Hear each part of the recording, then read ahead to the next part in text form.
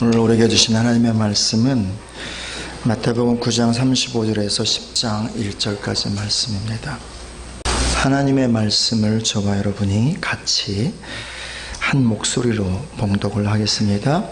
예수께서 모든 도시와 마을에 두루 다니사 그들의 회당에서 가르치시며 천국 복음을 전파하시며 모든 병과 모든 약한 것을 고치시니라. 무리를 보시고 불쌍히 여기시니 이는 그들이 목자 없는 양과 같이 고생하며 기진함이라. 이에 제자들에게 이르시되 추수할 것은 많되 일꾼이 적으니 그러므로 추수하는 주인에게 청하여 추수할 일꾼들을 보내주소서 하라 하시니라. 예수께서 그의 12제자를 부르신 더러운 귀신을 쫓아내며 모든 병과 모든 약한 것을 고치는 권능을 주시니라. 12월이 시작이 됐습니다. 12월은 한 해를 마무리하는 달이죠. 바라기는 12월 한 달 동안 한 해를 좀 잘 돌아보면서 잘 마무리하시길 축복합니다. 또한 12월은 예수님의 탄생인 성탄이 있는 달이기도 합니다.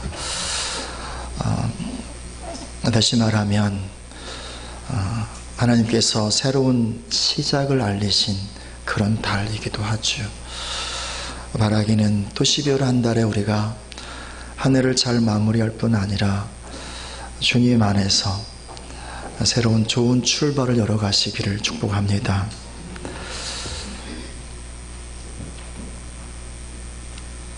얼마 전에 제 마음에 이렇게 와닿았던 하나의 단어가 있는데 초격차라고 한 단어입니다. 경쟁 상대가 감히 넘볼 수 없는 압도적인 격 혹은 압도적인 기술, 그것을 일컬어서 초격차라고 하지요. 우리나라에서 가장 앞서가는 기업의 사장님이 그 초격차라고 하는 제목을 가지고 책을 내서 요즘에 또 잘 팔린다는 얘기를 들었습니다. 그 기업이 이 나라의 먹거리를 만들고 그리고 또 많은 사람들을 또 그렇게 그들의 삶을 지탱해 줄 수 있는 것은 끊임없는 혁신과 그리고 계속된 어떤 기술의 진보, 이것이 있었기에 가능했다라고 하는 말입니다. 이 말이 어떤 이에게는 그렇게 달갑지 않은 소리일 수 있습니다. 그래서 절망을 줄 수도 있습니다. 왜냐하면 그것은 성공한 사람의 이야기일 뿐, 성공한 어떤 회사에 있는 그 회사의 이야기일 뿐, 오늘 나의 삶하고는 별로 상관이 없는 것처럼 보이거든요. 이미 퇴직한 지 오래돼서 이제 이 새롭게 시작한 그런 환경 속에서 살아가는 법을 배우기도 버거운데 무슨 초격차냐 말이에요. 지금까지 거의 인생을 절반 이상을 살아왔는데 새롭게 뭘 공부할 수 있는 것도 아니고 새롭게 뭘 터득할 수도 있는 것도 아닌데 무슨 내 삶 가운데 그런 일이 있겠느냐 말이죠. 그것은 잘난 사람들의 잘난 척하는 이야기일 뿐이다, 그렇게 생각이 되어질 수 있습니다. 그런데 또 한편으로는 이렇게 그 말에 소망이 있는 이유는 우리가 세상적으로는 초격차의 자리에 설 수는 없지만 신앙적으로는 설 수 있기 때문이죠. 왜냐하면 세상의 일들은 내가 노력하고 애쓴 만큼 되는 거지만 신앙의 영역은 이미 예수님께서 다 이루어 놓으신 거예요. 이미 다 언약 가운데 있는 거란 말입니다. 더 나아가 이 세상의 것이야 늘 한계가 있지만 영적인 영역은 무한대란 말입니다. 그래서 어쩌면 우리의 신앙은, 우리의 영적인 영역은 무한대로 자랄 수 있는 거예요. 그래서 신앙의 영역에서는 진실로 초격차의 신앙을 세울 수 있는 거죠. 그래서 감히 사단이 넘보지 못할 수 있는 신앙이요, 감히 세상의 시험이 건드릴 수 없는 그런 신앙이요, 이런 신앙을 누구라도 가질 수 있는 것입니다.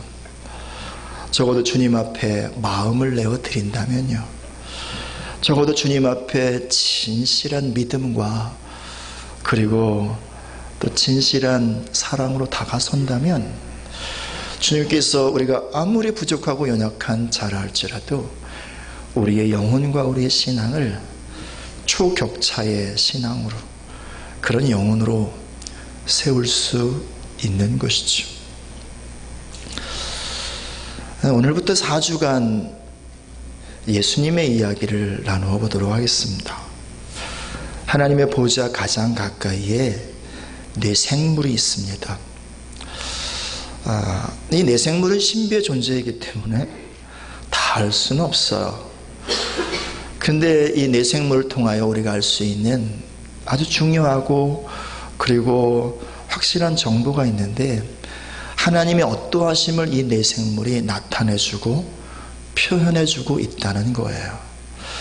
이 뇌생물은 각자 이 보이는 면에 따라서 얼굴이 다른데, 한쪽 면은 사자의 얼굴을, 한쪽 면은 소의 얼굴을, 한쪽 면은 인자 사람의 얼굴을, 한쪽 면인 독수리의 얼굴을 하고 있다는 거죠.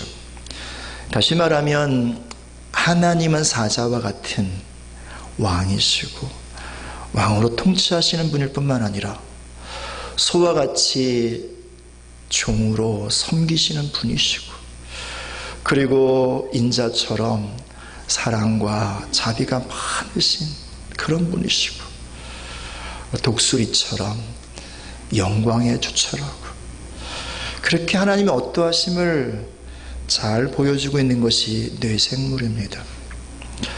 예수님도 인간의 몸을 입으신 하나님이신지라 예수님의 존재와 그분의 사역과 삶 속에는 이 네 가지 모양, 이 네 가지 이 속성이 들어있어요.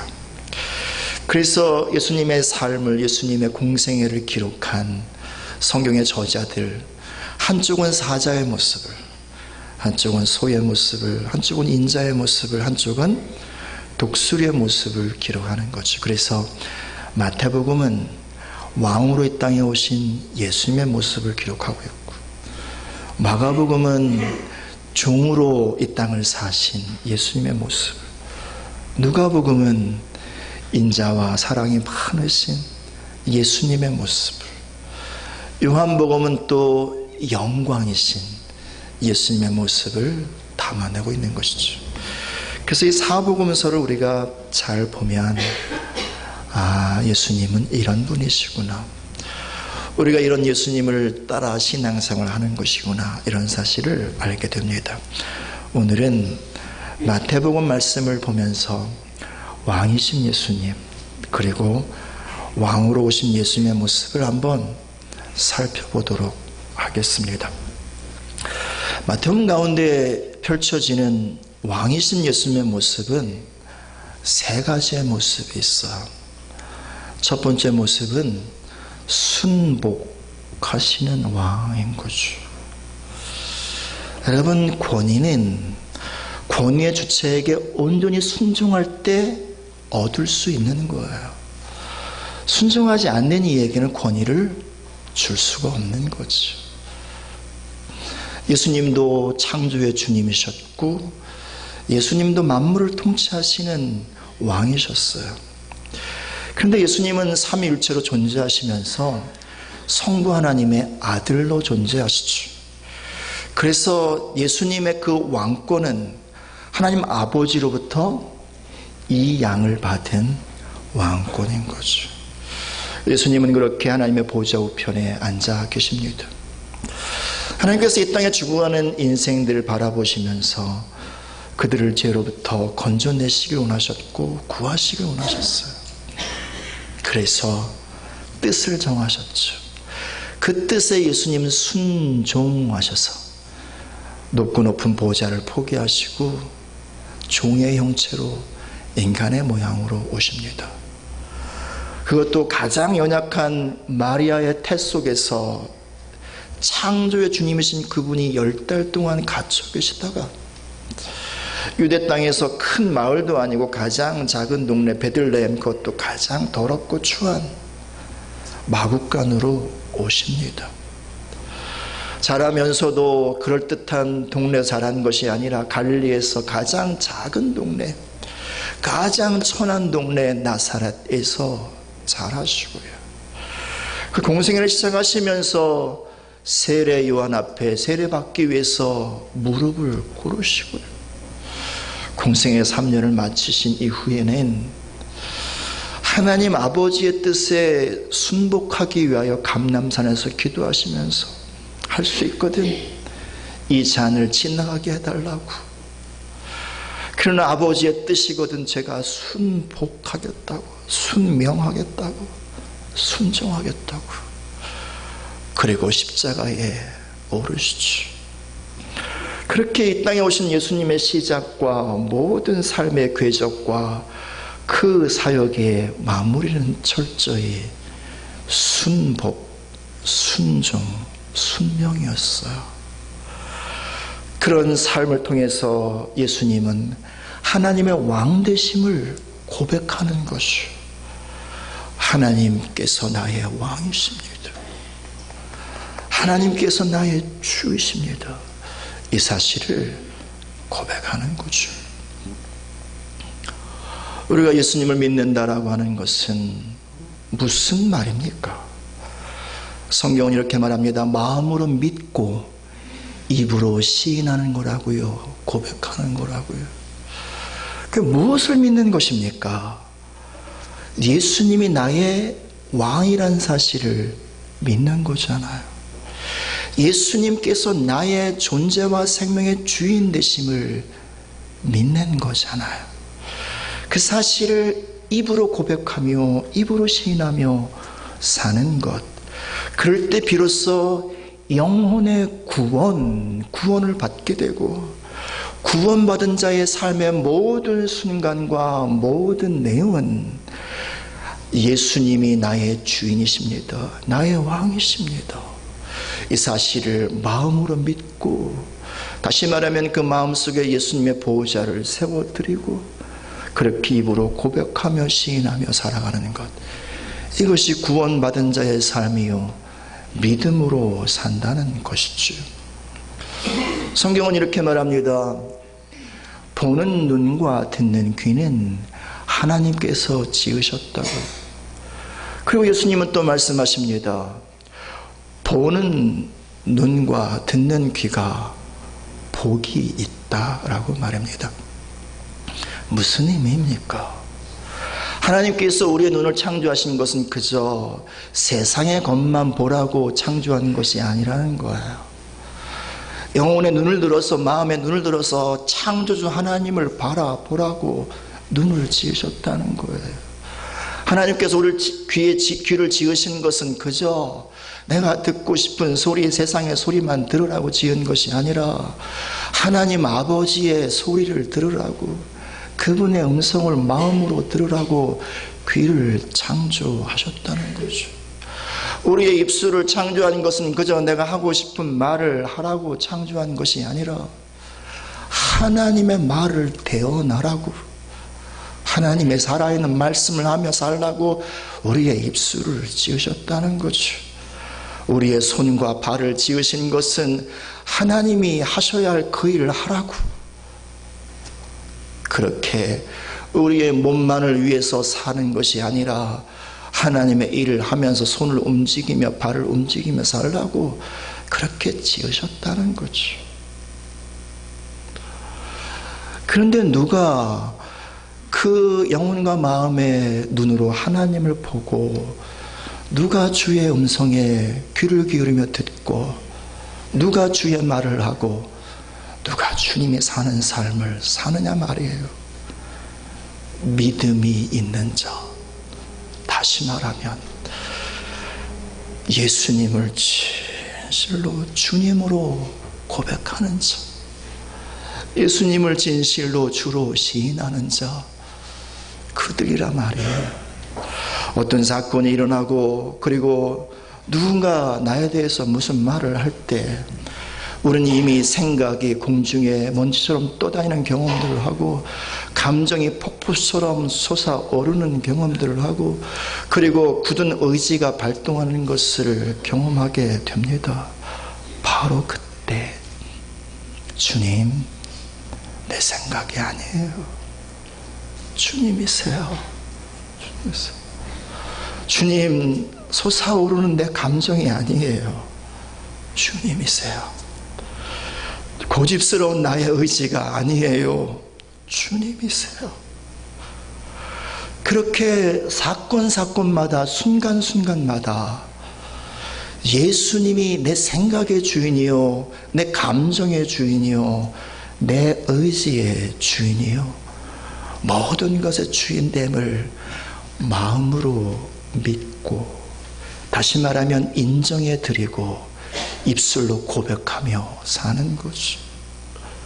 마음이 무너져도요, 고름이 터져도요, 그래서 뭔가 하고 싶고 그래도요, 피가 흘러도요, 그거 부여잡고 주님이세요. 내 생각의 주인 주님이세요. 내 감정의 주인 주님이세요. 내 의지의 주인 주님이세요. 이것을 시인하고 또 시인하며 살아가는 것, 이것이 예수님께서 하나님 아버지께 철저히 순복하고 순명하며 하나님의 왕되심을 고백하며 전 생애를 사셨던 것처럼, 모든 사역을 이루신 것처럼, 이것이 바로 예수님을 믿는 것이고, 이것이 곧 우리의 구원의 시작이며, 이렇게 살아내는 것이 구원받은 자의 삶인 거죠. 바라기는 이 12월을 들어가면서 우리가 먼저 내가 정말 예수님을 주님으로 고백하며 사는지, 그냥 인형 배꼽을 누르면 I love you, I love you 그렇게 말하는 것처럼 내 영혼의 동의도 없이, 온 마음의 울림도 없이 그저 입술로만 내가 주님 믿습니다, 주님 믿습니다 그러며 살고 있는 건 아닌지, 내 진심으로 예수님을 주로 고백하며 사는지, 그렇게 우리의 믿음과 우리의 신앙을 한번 돌아봤으면 좋겠어요. 그래서 다시 주님께로 돌아가는, 다시 진실로 예수님을 믿는 그 자리, 예수님을 주로 고백하는, 시인하는 그 자리, 그 자리에 서시는 은혜가 있기를 축복합니다. 그럴 때 주님은 어쩌면 우리 안에서 새 일을 시작하실 거예요. 왜냐하면 비로소 주님이 주인 되시기 때문인 거죠. 두 번째 예수님의 왕되심의 모습은요, 권위를 행하고 부리는 것이 아니라 책임을 지는 왕의 모습이에요. 그렇게 예수님께서 세례를 받으시고 광야에서 시험 받으시고 그리고 이제 12제자를 부르신 다음에 마태복음 5장에서 7장까지 산에 올라가셔서 뭔가 말씀하세요. 마태복음 5장은 이렇게 시작합니다. 산에 오르사 앉으셨다고요. 이 앉으셨다, 이 말씀은 보좌에 좌정하였다는 거예요. 왕으로 좌정하셨다는 거죠. 그리고 입을 열어 말씀하시는데 이 산상순을 통해서 두 가지를 말씀하세요. 첫 번째, 하늘 왕국의 백성은 누구인가? 두 번째, 그 왕국의 백성의 삶의 내용은 무엇인가? 이 두 가지를 말씀하세요. 그러면서 이렇게 말씀하죠. 하늘 왕국의 백성은 누구인가? 심령이 가난한 자라고. 그들은 누구인가? 애통하는 자들이라고. 그들은 누구인가? 마음이 온유한 자들이라고. 그들은 의를 위하여 기꺼이 줄이고 목마른 자들, 예수님 때문에 줄이고 목마른 자들이라고. 그들은 마음이 청결한 자들이요, 그들은 긍휼히 여기는 자들이요, 그들은 화평을 도모하는 자들이요, 그들은 기꺼이 의이신 예수님을 위하여 박해를 즐거워하는 자들이라고. 이런 이들이 하늘 백성, 이런 이들이 하늘 왕국의 사람들이라고 주님 말씀하시면서, 이들은 세상의 빛이요 세상의 소금이라고 말씀하시고 그들의 삶의 내용에 대해서 말씀합니다. 율법을 완벽히 지켜라.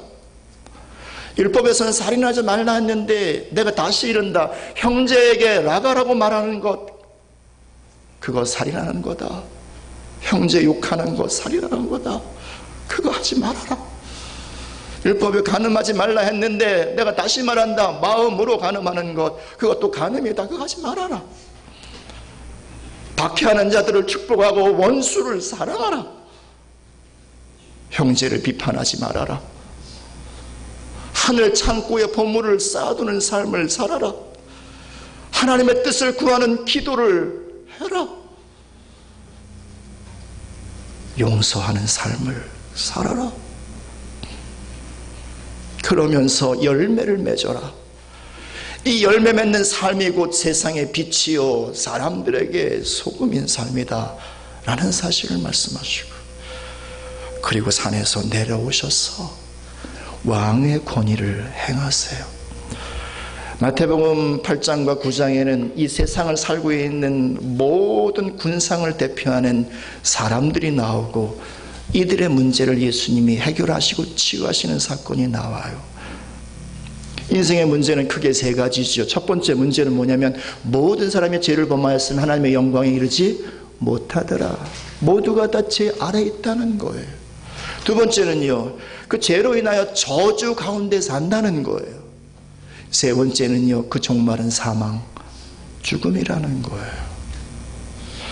예수님 산에 내려오셔서 중풍병자를 치유하시면서 말씀하세요. 내 죄 사함을 받았다. 12의 혈중 앓았던 여인을 치유하시며 또 말씀하세요. 내 죄에서 내가 노임을 받았다라고 말해요. 그 죄를 사하여 주세요. 그리고 죄로 인한 모든 저주들이요, 어떤 이들은 먹고 살기 위해서 불법을 자행하고, 어떤 이들은 만들어 놓은 종교의 규례에 얽매여서 살고, 어떤 이는 그렇게 인생을 살다가 자연재해를 만나고, 어떤 이는 그런 인생을 살다가 병에 걸리고, 어떤 이들은 악한 영들에 붙잡혀서 인격에 붙잡히고 삶에 저당 잡힌 삶을 살고, 그런 사람들 만나주셨어. 세리였던 마태를 부르시고 나를 따라오라고 말씀하시고 생명의 길로 가자고 말씀하시고, 그리고 금식의 규례에 얽매인 것을 보시면서 말씀하시기를 신랑이 있을 땐 금식할 때가 아니라고, 새 포도주는 새 부대에 담아한다고 말씀하시면서 종교적 규례로부터 사람들을 자유케 하시고, 모든 질병, 나병 환자와 중풍병자와 눈먼 자들을 주님께서 만지시고 치유해 주시고, 자연재해 풍랑을 잔잔케 하시고, 귀신 들린 자들을 치유하시고 회복해 주세요. 그리고 마지막으로요, 죽은 야이로의 딸을 살려주세요. 이처럼 예수님은 왕으로 오셔서 죄와 저주와 사망 가운데 놓여있는 인생 속으로 들어가셔서 그들의 문제를 풀어내시고 그들의 문제를 해결해 줬어요. 이런 모습을 보시면서 종교인이었던 바리새인이 이렇게 표현합니다. 9장 34절 읽습니다. 시작. 바리새인들은 이르되 그가 귀신의 왕을 의지하여 귀신을 쫓아낸다 하더라. 종교인들은 보니까, 야, 저거 하는 거 보니까 귀신의 힘을 입어서, 귀신의 왕 바알세불 사탄을 힘입어서 권세를 부리는구나, 권세를 행하는구나, 그렇게 이해하고 말하는 거예요. 그러나 예수님은 지금 뭘 전제하고 있는 것입니까? 십자가를 존재하고 있는 거 아닌가요? 예수님에 대해서 하나님께서 이사야 선지자를 통해서 하신 말씀이 이런 말씀이 있죠. 그가 찔림은 우리의 상함 때문이라고. 그가 상하고 고통당하는 것은 우리의 죄악 때문이라고.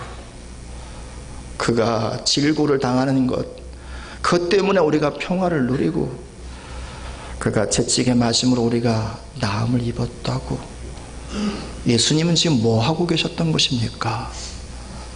다 당신이 떠안으신 거예요. 그 죄 떠안으신 거라고요. 가져오신 거라고요. 그 저주요 가져오신 거라고요. 그 눈물이요 가져오신 거라고요. 인생의 모든 실패와 인생의 모든 어두움과 모든 눈물과 모든 상함을요 뭐라고 하는 게 아니에요. 왜 그렇게 살았냐고, 그러니 그런 일을 결과로 맺는 거지 라고 말씀하는 게 아니에요. 그 모든 것 다 떠안으시고 내 책임이다, 내 책임이다. 그리고 십자가에서 그 책임을 다 감당하신 다음에 다 이루었다 말씀하시는 거예요. 사랑하신 여러분, 여러분의 가족 가운데 장애인이 있는 분 계세요? 제 동생은 24년의 삶을 이 땅에 살았는데 근육의 힘이 점점 빠지는 근이양, 근디스트로피 장애아였어요. 애가 멀쩡히 걷다가 갑자기 픽픽 쓰러져요. 정상적인 형이라면 야, 너 엄마 똑바로 안 걸어? 그렇게 말하겠어요? 아니요. 가서 손잡아주는 거예요. 그 아이가 나중에는 걸을 수 없을 때, 눌러 앉아 있을 때, 제 여동생은 그 아이를 업고요 2km 버스 타는 데까지 걸어가서 버스를 타고 충주까지 가서 거기서 또 수백 메터 병원까지 또 업고 가서 물리치료 하나 받고 또 돌아오고 또 돌아오고. 여러분, 그게 가족이잖아요. 우리 주변에 어떤 사람들이 잘못을 하고 실수를 하고 실패할 때 많은 사람들은 그저 왜 그렇게 살았냐고 한마디씩 하고, 그러니까 저러지라고 그렇게 너무너무 쉽게 말해요. 그러나 여러분, 예수를 따르는 우리들이 선택해야 할 것은요, 예수님이 하셨던 똑같은 방법이에요. 누군가 실패했나요? 그 실패는 나의 실패예요. 왜냐하면 교회는 예수님의 몸이라면서요. 눈의 실패는 간의 실패인 거예요. 그래서 그 눈물은 사실 내 눈물이라고요. 그의 아픔은 나의 아픔이라고요. 어떤 분이 병에 걸려서 정말 힘든 그런 어떤 투병을 하고 계세요. 그 병은 나의 병이라고요. 그래서 내가 그 병을 가슴에 품고 시간만 되면 좀 교회에 나와서 그분을 위해서 울고 풀고 그분의 눈물을 내가 흘려주고요. 누군가 죄를 범하고 좀 잘못 살아요. 그럼 그 영혼 내 가슴에 또 안고 하나님의 보좌 앞에 나가서 예배하면서 그 영혼 살려달라고, 그 영혼 정말 주님 앞에 바로 서게 해달라고, 그렇게 해야 되는 거죠. 예수님의 왕의 모습은요, 권위를 행사하는 것이 아니라, 권위를 부리는 것이 아니라 책임지는 그런 권위였던 거예요. 저는 우리 교회가 이런 예수님의 권위를, 왕으로서의 권위를 잘 따라가시는 교회가 되기를 축복합니다. 누가 좀 뭐라고 그러려고 그러면, 집사님, 우리 예수님 따라갑시다. 예수님 뭐라고 말씀하시는지 한번 함께 들어봅시다.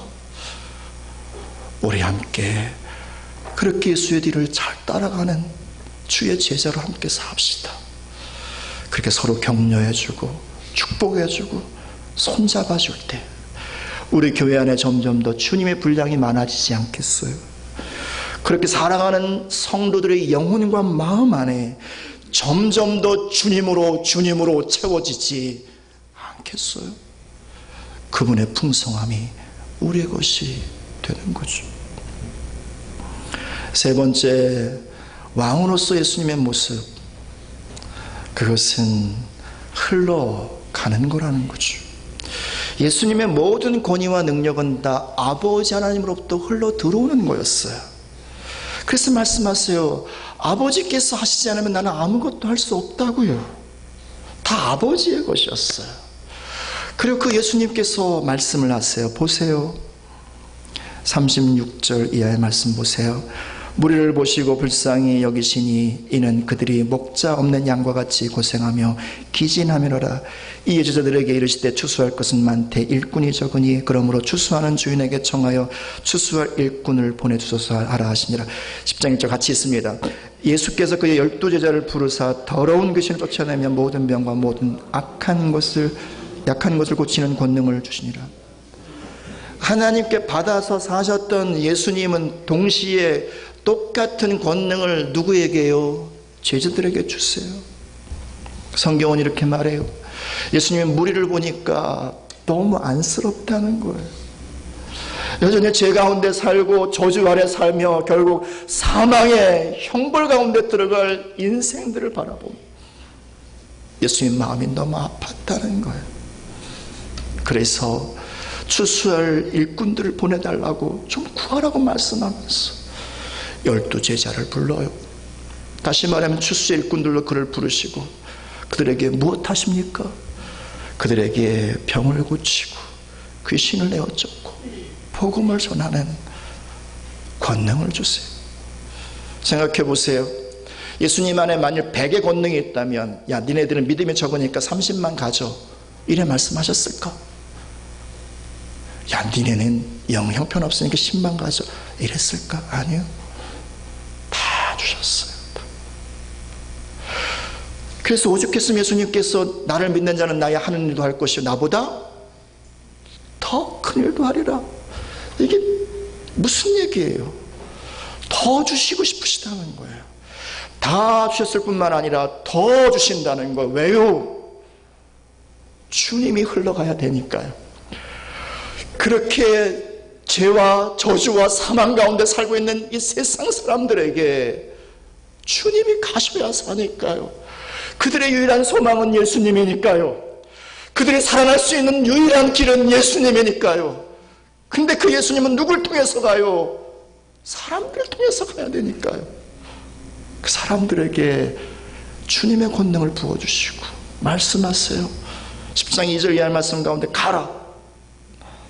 그리고 말씀하시기를 보세요. 7절 8절 읽어요. 가면서 전파하며 말하되 천국이 가까웠다 하고 병든 자를 고치며 죽은 자를 살리며 나방 환자를 깨끗하게 하며 귀신을 내어 쫓아내되 너희가 거저 받았으니 거저 주라. 11절 어떤 성이나 마을에 들어가든지 그 중에 합당한 자를 찾아내어 너희가 떠나기까지 거기서 머물라. 또 그 집에 들어가면서 평안하기를 빌라. 무슨 말인가요? 내가 너에게 준 것이 많이 있지 않느냐? 구원도 주었고 생명도 주었고 병 고칠 수 있는 능력도 주었고 귀신을 내어 쫓을 수 있는 권세도 주었고 사랑도 주었고 소망도 주지 않았느냐? 세상으로 가라. 거기서 나를 흘려보내 주어라. 내 생명을 흘려보내 주어라. 그래서 마태복음은 이렇게 마무리됩니다. 아버지께서 나에게 하늘과 땅의 모든 권세를 주셨으니, 이 말이 무슨 말입니까? 아버지가 주신 그 권세와 능력을 너에게도 주겠다는 거예요. 그리고 말씀하세요. 그러므로 땅끝까지 가서 복음을 전하고 아버지의 이름으로 그리고 아들의 이름으로 성령의 이름으로 세례를 주고 내가 너희에게 분부한 것을 가르쳐 지키게 하라. 땅끝까지 가래요. 우리의 땅끝이 어딥니까? 물론 이 지구의 땅끝은 예루살렘이지만 꼭 예루살렘을 가야 하는 것입니까? 아니요. 남극 북극을 가야 하는 것입니까? 아니요. 여러분의 직장, 거기가 땅끝 아닌가요? 내가 만나는 세상에 사람들이 있는 그곳이 땅끝 아닌가요? 그곳에서 예수를 흘려보내라는 거예요. 그분의 사랑과 그분의 생명과 그분의 치유의 능력과 그분의 권세를, 그분의 아름다운 빛을요 흘려보내라. 내가 너를 통하여 살기를 원한다. 만나는 사람들마다 축복하라고, 평안을 빌라고, 그들의 삶의 보좌 위에 하늘의 보좌를 세우라고 주님 말씀하시는 거예요. 성경에 예수님의 모습을 여러 가지 모습으로 그리고 있는데, 복음서에서는 이 땅에 인간의 모습으로 내려오신 예수님, 승천하신 이후에 에베소서에 보면 하나님께서 하늘 보좌 위에 다시 앉혀주시고 모든 통치의 권세를 주시는 그 예수님, 요한계시록에 보니 이제 예수님께서 일어나 걸으세요. 움직이시기 시작하세요. 교회를 상징하는 7 촛대 사이를 움직이시기 시작하세요. 제가 믿기로는 지금 주님께서 교회를 거니시고 교회를 다니시는 때인 줄 믿습니다. 주님은 지금 우리에게 말씀하시는 거예요. Wake up. 일어나라. 일어나라. 내가 세상으로 가고 싶다. 내가 세상의 무리들을 만나고 싶다. 정말 제 가운데 살고 있는, 어둠 가운데 살고 있는 백성들을 내가 너의 교회와 너의 삶을 통하여 만나고 싶다. 이제 좀 일어나라. 이제 깨어나라. 나와 함께 가자꾸나. 나를 좀 흘려보내다오. 주님 지금 말씀하고 계세요. 그렇게 주님이 땅 가운데 왕으로 오셔서 철저히 순복과 순명의 삶을 사심으로 하나님의 주되심과 왕되심을 고백하는 삶을 살았고요. 그리고 권위를 행하고 부리는 것이 아니라 철저히 책임을 짐으로 그 권위로 살았고요. 그리고 하나님의 은혜로 생명 구원을 흘려보냈을 뿐만 아니라 우리를 통하여 흘려보내주시기를 원하세요. 말씀을 마무리합니다. 20년 전에 일본의 많은 기업들은 거의 바닥을 쳤어요.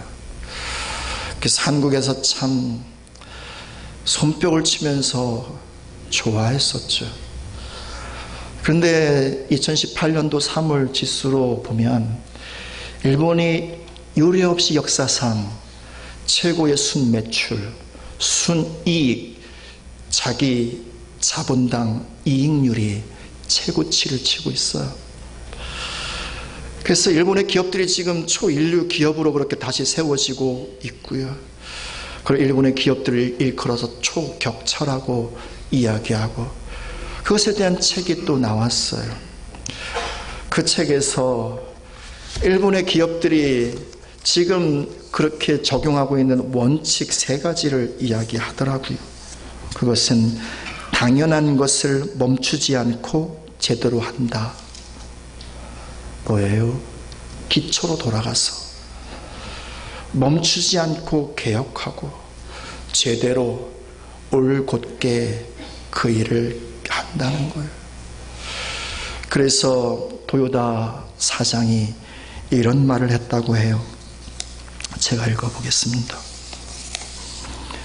사장 취임 후 한 일은 도요다를 원점으로 되돌리는 작업이었다. 도요다도 처음엔 벤처였다. 당시 회사 목표는 아주 심플했다. 더 좋은 차를 만들자는 것. 도요다가 대기업 병을 극복할 수 있는 방법은 처음에 그 벤처 DNA를 회복하는 것이었다. 사랑하는 여러분, 우리 교회는 어디로 가고 있습니까? 우리의 신앙은 지금 어디로 가고 있습니까? 예수님을 향하고 있나요? 정말 예수님의 길을 바르게 따라가고 있나요? 나의 신앙은 철저하게 예수님 왕되심을 고백하며 그분께 순명하는 삶을 살고 있나요? 아니면 그분이 하셨던 것처럼 진실로 내가 누군가의 문제를 떠안고 책임지는 그런 자리에 기꺼이 서며 그렇게 신앙으로 살아가고 있나요? 아니면 내가 만나는 세상 사람들에게 예수님의 사랑과 생명과 그분의 구원의 기쁜 소식을 흘려보내주며 살고 있나요? 나를 만나는 사람들은 예수를 듣고 있나요? 나를 만나는 사람들은 예수를 만나고 있나요? 오늘 12월을 시작하며 우리가 서 있는 지점을 성령님의 조명을 받아 솔직하게 돌아봤으면 좋겠습니다. 아무도 몰라요. 나와 주님밖에 몰라요. 그래서 주께서 알게 하시면 예, 제가 돌아갈게요. 예, 제가 원래의 자리, 주님 계신 그 자리로 돌아갈게요. 그렇게 주께로 돌아가는 교회와 주의 백성들 다 되시기를 예수님의 이름으로 축복을 드립니다. 기도하겠습니다.